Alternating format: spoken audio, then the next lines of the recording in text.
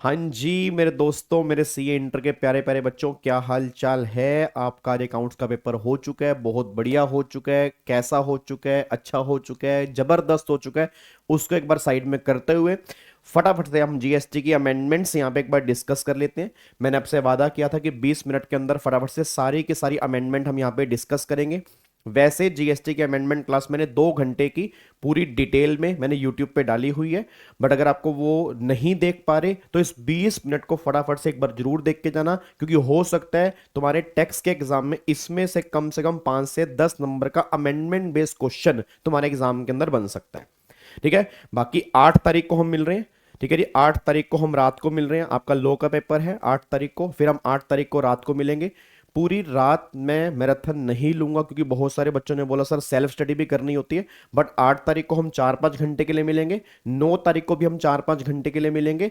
अगर कुछ रह गया तो 10 तारीख को फिर हम सुबह मिलेंगे और हम जो करेंगे इनकम टैक्स की मैराथन करेंगे, क्योंकि जीएसटी की अभी मैंने मैराथन कंप्लीट करवाई है 9 घंटे के अंदर। तो जिसको नहीं पता वो जीएसटी की मैराथन जाके जरूर कंप्लीट कर लेना, उसमें तुम्हारा पूरा का पूरा जीएसटी यहां पे रिवाइज हो जाएगा।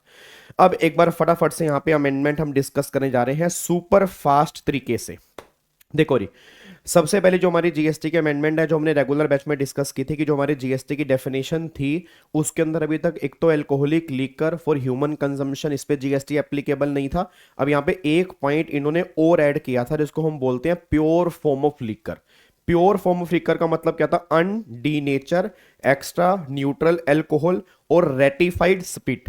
बट अगर आप इसको यूज कर रहे हो alcoholic liquor for manufacturing, alcoholic liquor for human consumption, अगर आप इसकी मैन्युफैक्चरिंग में यूज करोगे इस चीज को, तब यहां पे जीएसटी एप्लीकेबल नहीं होगा। अदरवाइज यहां पे जीएसटी लग जाएगा।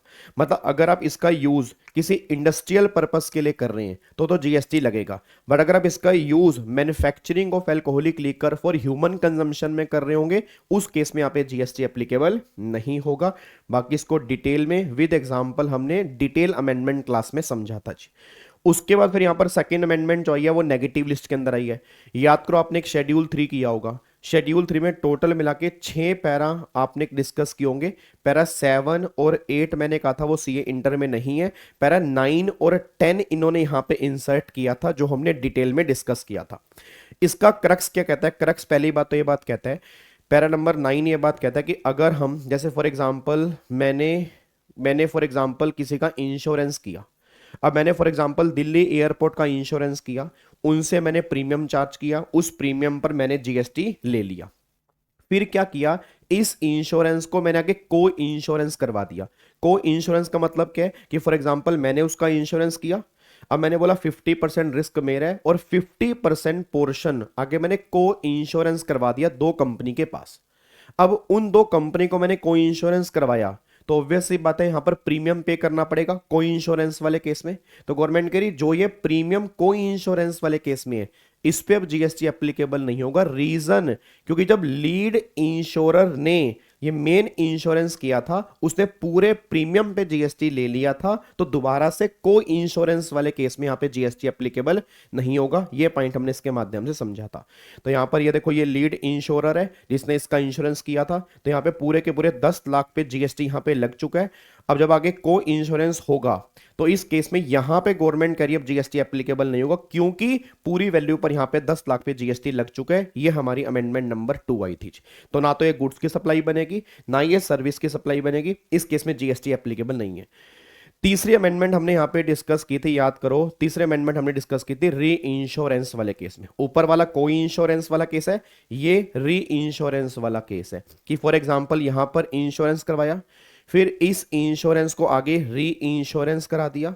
तो उस केस में जो सीडिंग कमीशन होता है, सीडिंग कमीशन का मतलब ये होता है कि जब इसने इसको यहां पर इंश्योरेंस करवाया, तो यहां पर कायदे से ये पर्सन जो है जब इंश्योरेंस प्रीमियम पे करेगा, जब ये पर्सन जो है इंश्योरेंस प्रीमियम पे करेगा, उसमें से ये एक सीडिंग कमीशन काट लेता है आगे इंश्योरेंस करवाने का। तो गवर्नमेंट ये बात कहते हैं कि जो ये सीडिंग कमीशन है इस पे अब कोई भी जीएसटी एप्लीकेबल यहां पे एप्लीकेबल नहीं होगा। तो सीडिंग कमीशन जीएसटी से एग्जम्प्ट है, ना ये गुड्स की सप्लाई बनेगा ना ये सर्विस की सप्लाई बनेगा। तो सीडिंग कमीशन पे जीएसटी एप्लीकेबल नहीं है। तो अगर क्वेश्चन में कहीं पर भी सीडिंग कमीशन लिखा है तो उस पर जीएसटी मत लगा देना, क्योंकि अब वो शेड्यूल 3 में कवर है, उस पर जीएसटी की बातें यहां पे नहीं होंगी जी। उसके बाद फिर यहाँ पर जी रिवर्स चार्ज वाले केस में अमेंडमेंट आई थी स्पॉन्सरशिप की सर्विस पर। पहले यहाँ पर एनी पर्सन था, अब गवर्नमेंट कहती है any person other than body corporate. मतलब अगर बॉडी कॉर्पोरेट अगर स्पॉन्सरशिप की सर्विस देगा अब फॉरवर्ड चार्ज है। बॉडी कॉर्पोरेट को छोड़कर नॉन बॉडी कॉर्पोरेट अगर स्पॉन्सरशिप की सर्विस देगा किसी बॉडी कॉर्पोरेट को या पार्टनरशिप फर्म को, उस केस में आरसीएम लगेगा जी। फिर एक हमने अमेंडमेंट यहाँ पे डिस्कस की थी, याद करो, रेंटिंग ऑफ कमर्शियल प्रॉपर्टी वाली, कि अगर एक अनरजिस्टर्ड पर्सन एक रजिस्टर्ड पर्सन को कमर्शियल प्रॉपर्टी रेंट पे देता है तो रिवर्स चार्ज था। अब उस रजिस्टर्ड पर्सन में अदर देन सेक्शन 10 वाले लोग यहाँ पे कवर हो चुके हैं। मतलब अगर मैं कॉम्पोजिशन में कवर हूं, मैं जीएसटी में रजिस्टर्ड हूं, बट मैंने रेंटिंग की सर्विस ली है, उस केस में गवर्नमेंट कहती है आरसीएम एप्लीकेबल नहीं है। इसको छोड़ के जो कोई भी रजिस्टर्ड पर्सन होगा, अगर अनरजिस्टर्ड पर्सन इसको रेंटिंग की सर्विस देगा, उस केस में गवर्नमेंट कहती है आरसीएम जो है वो एप्लीकेबल हो जाएगा। गवर्नमेंट ये बात कहना चाहती है। उसके बाद देखो फिर यहाँ पर जी, फिर यहाँ पर मैंने कहा था डीडीए क्या लोकल अथॉरिटी की तरह ट्रीट करेंगे, आंसर इज नो। डीडीए को हम लोकल अथॉरिटी की तरह ट्रीट नहीं करेंगे। तो अगर छोटी सी केस स्टडी बनती है डीडीए के ऊपर तो डीडीए को हम लोकल अथॉरिटी की डेफिनेशन से बाहर निकालेंगे। डीडीए लोकल अथॉरिटी वाली कैटेगरी में कवर नहीं होगा।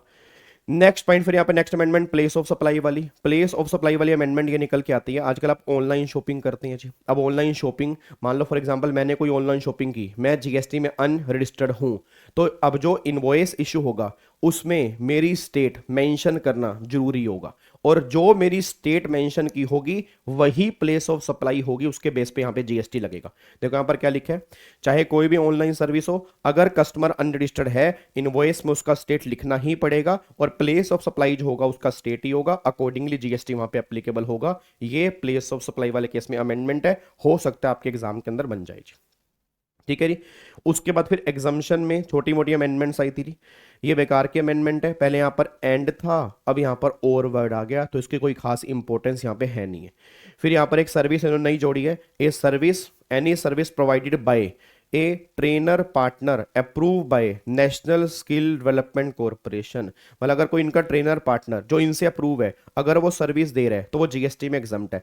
अब कौन कौन सी सर्विस यहाँ पे हो सकती हैं, फॉर एग्जांपल मान लो मोबाइल रिपेयर की सर्विस हो गया, टेलरिंग की सर्विस हो गया, इलेक्ट्रिशियन की सर्विस हो गया, प्लम्बरिंग की सर्विस हो गया, ब्यूटी ट्रीटमेंट की सर्विस हो गया, ये सारी सर्विस इसके अंदर कवर हो सकती हैं। तो ये सारी सर्विस जो है वो एग्जम्पशन वाली कैटेगरी में आ जाएंगी जी। उसके बाद फिर यहां पर एक ये अमेंडमेंट आई थी एंट्री नंबर 36 बी जी। याद करो मैंने कहा था एक एक्सीडेंट फंड बनता है कि जो हम इंश्योरेंस पे करते हैं गाड़ी का, उसमें कुछ पैसा एक्सीडेंट फंड में जाता है। फिर अगर किसी बंदे का एक्सीडेंट हो जाता है तो उस फंड से उस पैसा उस पर्सन को मिलता है।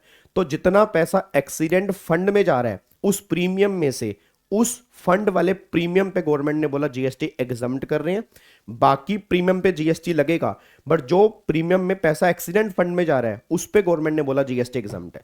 तो देखो ये एक्सीडेंट फंड के लिए दिया गया पैसा जीएसटी से एग्जम्प्ट है, बाकी सारा इंश्योरेंस प्रीमियम जो है वो जीएसटी के अंडर आएगा, बस ये पर ध्यान दो।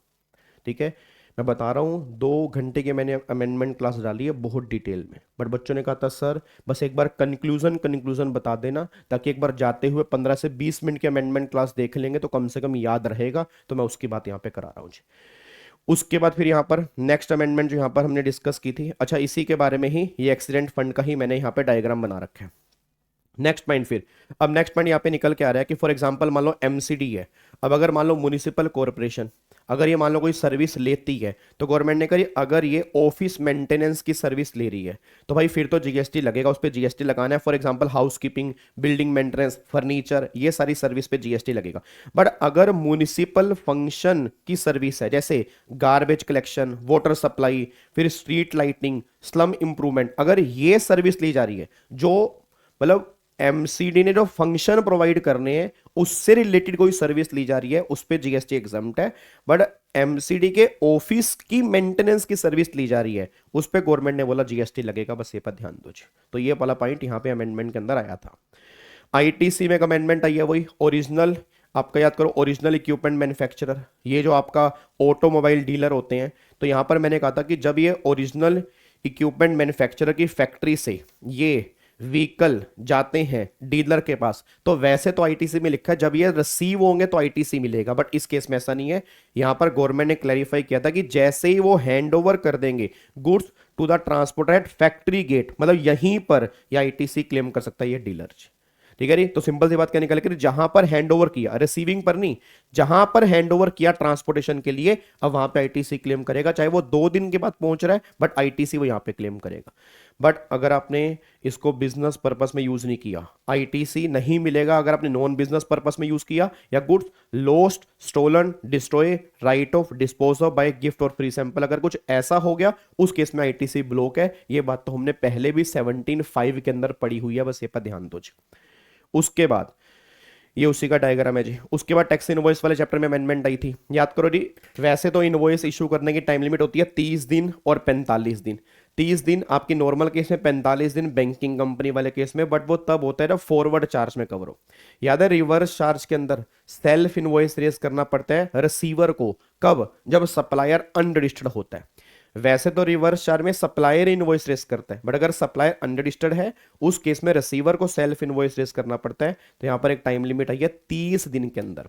जब उसने सर्विस रिसीव की है, उसके 30 दिन के अंदर रिसीवर को यहां पे सेल्फ इनवॉइस यहां पे रेस करना पड़ेगा। ये अमेंडमेंट के लिए rule number 47 capital A insert किया गया, बस ये पर ध्यान दो। इसमें से भी तुम्हारे एग्जाम में क्वेश्चन बन सकता है कि सेल्फ इनवॉइस इशू करने की टाइम लिमिट क्या होती है? 30 दिन। कहां से? From the date of receipt of service, बस ये पर ध्यान दो जी। उसके बाद जी अगली अमेंडमेंट जो है वो ई वे बिल वाले केस में ही है। ये बिल्कुल एक बेकार की अमेंडमेंट है, मतलब इसके अंदर कुछ खास अमेंडमेंट है नहीं है वैसे जी। तो यहाँ पर गवर्नमेंट ने क्या लिखा है, अनरजिस्टर्ड पर्सन अगर मान लो गुड्स ट्रांसपोर्ट करना चाहता है, तो पहले उसके पास ऑप्शन 1 ये था, अनरजिस्टर्ड पर्सन अगर ट्रांसपोर्ट कर रहा है हैंडीक्राफ्ट गुड्स इंटरस्टेट सप्लाई, तो उस केस में उसको ईवी बिल इशू करना मैंडेटरी होता था। और अगर अदर अनरजिस्टर्ड पर्सन को ट्रांसपोर्ट करना चाहता है हैंडीक्राफ्ट गुड्स के अलावा, तो मैंडेट मतलब ऑप्शनल होता था कि करना या नहीं करना। अब गवर्नमेंट कह रही है mandatory for both category. Mandatory for both category, submit required detail electronically on e way bill portal as per the prescribe format. अब यहां पे गवर्नमेंट कह रही है unique enrolment number is generated and communicated use to generate e way bill for goods movement required for compliance and tracking. मतलब अब इस case में और इस केस में, दोनों ही केस में गवर्नमेंट कह रही अब जो है ई वे बिल आपको इशू करना जरूरी होगा, बस ये पर ध्यान दो, अगर अनरजिस्टर्ड पर्सन गुड्स ट्रांसपोर्ट करना चाहता है। ठीक है, और वो किस तरह से करेगा? एक यूनिक एनरोलमेंट नंबर जनरेट किया जाएगा जिसके थ्रू ये गुड्स की ट्रैकिंग की जाएगी, बस ये पर ध्यान देना चाहिए। उसके बाद फिर यहां पर पेमेंट ऑफ टैक्स में यहां पर एक नया सेक्शन इन्होंने बस इंसर्ट किया, सेक्शन 74A। तो आप इसको इग्नोर कर सकते हो, ये अमेंडमेंट हमारे किसी काम की नहीं है वैसे। उसके बाद फिर यहां पर जी एक ये रिटर्न के चैप्टर में अमेंडमेंट आई है। रिटर्न के चैप्टर में due date of filing of GSTR 7, याद है टीडीएस की रिटर्न जी। अब टीडीएस वाले केस में होता था, टीडीएस और टीसीएस वाले केस में रिटर्न भरने की डेट होती थी अगले महीने की 10 तारीख या उससे पहले। और वो तब होती थी जब टीडीएस काट के हमें जमा करवाना पड़ता था। बट अगर मान लो टीडीएस की लाइबिलिटी नहीं है, तो नील की रिटर्न फाइल करना जरूरी नहीं था। मतलब वैसे जीएसटीआर 1 या जीएसटीआर 3B तो नील की भी भरनी जरूरी है, बट जीएसटीआर 7 वाले केस में ऐसा नहीं था। बट अब गवर्नमेंट कह रही है अगर तुम्हारा टीडीएस डिडक्ट नहीं भी हुआ, तो भी तुम्हें जीएसटीआर 7 फाइल करना जरूरी है अगले महीने की 10 तारीख या उससे पहले। तो अब ये रिटर्न आपको भरनी मैंडेटरी है। यहां पे देखो मैंने वही लिखा है। ओल्ड केस क्या था? फाइल मतलब GSTR 7 file required only if TDS deducted in that month, तो अगले महीने की 10 तारीख। बट अमेंडमेंट क्या आ गई है जी? अमेंडमेंट यह है GSTR 7 must be file every month compulsory even if no TDS deducted, बस ये बात ध्यान दो जी। तो ये आपको अगले महीने की 10 तारीख है उससे पहले आपको यहाँ पर ये रिटर्न भरनी पड़ेगी। अब फाइलिंग कैसे कर सकते हो? जीएसटी पोर्टल से भी कर सकते हो, या जो आपके जीएसटी फैसिलिटेशन सेंटर होते हैं उसके थ्रू भी आप कर सकते हो। इन दोनों में से किसी भी तरीके से आप जीएसटी 7 की फाइलिंग कर सकते हो जी। उसके बाद तो यहाँ पर एक सेक्शन इंसर्ट हुआ है 74A, जो हमारा मतलब ये किसी काम का है नहीं जी। फिर उसके बाद जी एक अमेंडमेंट आई थी टाइम ऑफ सप्लाई वाले सेक्शन के अंदर। याद करो टाइम ऑफ सप्लाई वाला सेक्शन नंबर 13 याद है? वैसे तो आरसीएम वाले केस में क्या होता है कि पेमेंट और 61st day which ever is earlier. भाई अगर पेमेंट 60 दिन के अंदर आ गई तो पेमेंट बनता है, नहीं आई तो याद करो 61st डे। वो तब अगर सप्लायर इनवॉइस इशू करता है। अब यहां पर मैंने कहा था कि अगर सेल्फ इनवॉइस इशू होता है, रिसीवर इनवॉइस इशू कर रहा है, आरसीएम वाला केस है रिसीवर इनवॉइस इशू कर रहा है, उस केस में टाइम ऑफ सप्लाई गवर्नमेंट ने चेंज कर दिया था। तो उस केस में कोई 61st डे वाला पॉइंट नहीं है, उस केस में क्या है? इनवॉइस की डेट और पेमेंट की date whichever is earlier, बस ये हमारा पीओटी है। देखो यहां पर मैंने डायग्राम भी बनवाया था, भाई पहले तो डेट ऑफ पेमेंट और 60 मतलब 61st डे हो गया, इसमें से अर्लियर। अब अगर रिसीवर इनवॉइस इशू करेगा सेल्फ इनवॉइस, तो डेट ऑफ पेमेंट और date of invoice whichever earlier, ये हमारा पॉइंट ऑफ टैक्सेशन बनेगा। तो हो सकता है तुम्हारे एग्जाम में सेल्फ इनवॉइस की इंटरलिंकिंग करके तुमसे क्वेश्चन पूछ ले। पहला वो क्वेश्चन क्या पूछेगा, सेल्फ इनवॉइस इशू करने की टाइम लिमिट क्या होती है। दूसरा वो क्वेश्चन क्या पूछेगा, सेल्फ इनवॉइस वाले केस में पॉइंट ऑफ टैक्सेशन कैसे आता है या टाइम ऑफ सप्लाई कैसे आता है, वो तुमसे ये पूछ लेगा जी। ठीक है। उसके बाद यहां पर देखो मैंने एग्जांपल भी दिया हुआ है, आप ये भी चेक कर सकते हो। अच्छा ये पीडीएफ जो है ये मैंने अल्टीमेट सीए के टेलीग्राम चैनल पे डाल रखा है, और जो गूगल ड्राइव का लिंक मैंने आपको दे रखा है जिसमें सारे पीडीएफ हैं जो मैंने आपको फ्री ऑफ कॉस्ट में दे रखे हैं, उसके अंदर भी ये जीएसटी अमेंडमेंट की पूरी फाइल है जी। उसके बाद फिर यहाँ पर अगली अमेंडमेंट रजिस्ट्रेशन के चैप्टर में जी। अब रजिस्ट्रेशन के चैप्टर में थे कि अगर मान लो आपने आधार ऑथेंटिकेशन नहीं करवाया, वैसे तो आधार ऑथेंटिकेशन जरूरी होता है, बट आपका आधार ऑथेंटिकेट नहीं हुआ तो भी आपको जीएसटी नंबर मिल जाएगा अगर आप ये सारी की सारी बातें फॉलो करते हैं। पहली बात, पैन कार्ड देना पड़ेगा, passport size photo, rent agreement, electricity bill या प्रॉपर्टी टैक्स रिसीट हो गया, पार्टनरशिप डीड अगर मान लो पार्टनरशिप फर्म है जी, या कंपनी तो कंपनी इनकॉर्पोरेशन सर्टिफिकेट, या कोई ट्रस्ट है तो ट्रस्ट डीड हो गया, bank statement, cancel cheque passbook, authorisation letter और बोर्ड रेजोल्यूशन, ये सब चीज आपको देनी पड़ेगी। अगर आपका आधार ऑथेंटिकेशन आपने ओपन नहीं किया तो इसके बाद ही फिर आपको जीएसटी नंबर मिलेगा, मतलब मिल जाएगा। फिजिकल वेरिफिकेशन भी होगी और साथ में ये चीजें भी आपको देनी पड़ेंगी, बस ये पर ध्यान दो।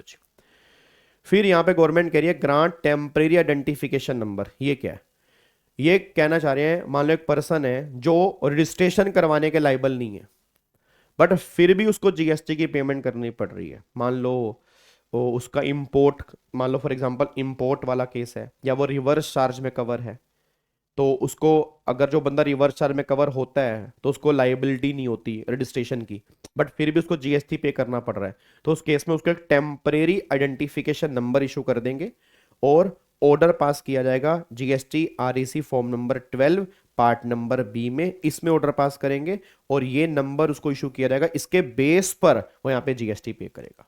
मतलब नॉर्मल कंप्लाइंस करने की रिक्वायरमेंट नहीं है। तो यहां से भी थोड़ा सा क्वेश्चन बन सकता है कि एक पर्सन है नॉट लाइबल है बट उसको जीएसटी पे करना है, तो क्या उसको नॉर्मल प्रोसेस फॉलो करना पड़ेगा? नहीं, टेम्परेरी आइडेंटिफिकेशन नंबर मिलके फिर वो यहाँ पे जीएसटी पे कर सकता है, कोई दिक्कत वाली बात नहीं है जी। वही बात आपकी यहाँ पे लिखी हुई है जी। ठीक है जी, तो बस ये आपका निकल के आ रहा है, ये सारी के सारी जीएसटी के अंदर मोटी मोटी अमेंडमेंट है। इनकम टैक्स में खास कोई अमेंडमेंट है नहीं, क्योंकि इनकम टैक्स में तो सेम फाइनेंस एक्ट एप्लीकेबल है। आई होप जीएसटी अब तुम्हारा पूरा कवर हो गया। जीएसटी की अमेंडमेंट भी हो चुकी है, जीएसटी की मैराथन भी 9 घंटे की हो चुकी है, उसको बार बार देख लेना। और 160 मोस्ट एक्सपेक्टेड टॉपिक जरूर देख के जाना। आप अगर यूट्यूब पे सर्च करोगे आपको मिल जाएंगे, नहीं तो मैं आपके टेलीग्राम पर भी डाल दूंगा, उसको देखे बिना एग्जाम देने बिल्कुल मत जाना। फिर अब तुम्हारा लो का एग्जाम है जी, ठीक है ना। 8 तारीख को हम शाम को 7 बजे मिलेंगे, जिसमें इनकम टैक्स की हम रिवीजन करना स्टार्ट करेंगे जी। 8 तारीख को भी मिलेंगे, 9 को भी मिलेंगे और 10 तारीख को भी हम सुबह मिलेंगे। तो सारे बच्चे 8 तारीख को शाम को 7 बजे यहां पर पहुंच जाना, बस ये पर ध्यान दो। ठीक है जी, ओके जी, bye bye, tata, thank you so much, जय हिंद, गॉड ब्लेस यू और all the very very best for your next exam. Thank you so much, God bless you ji.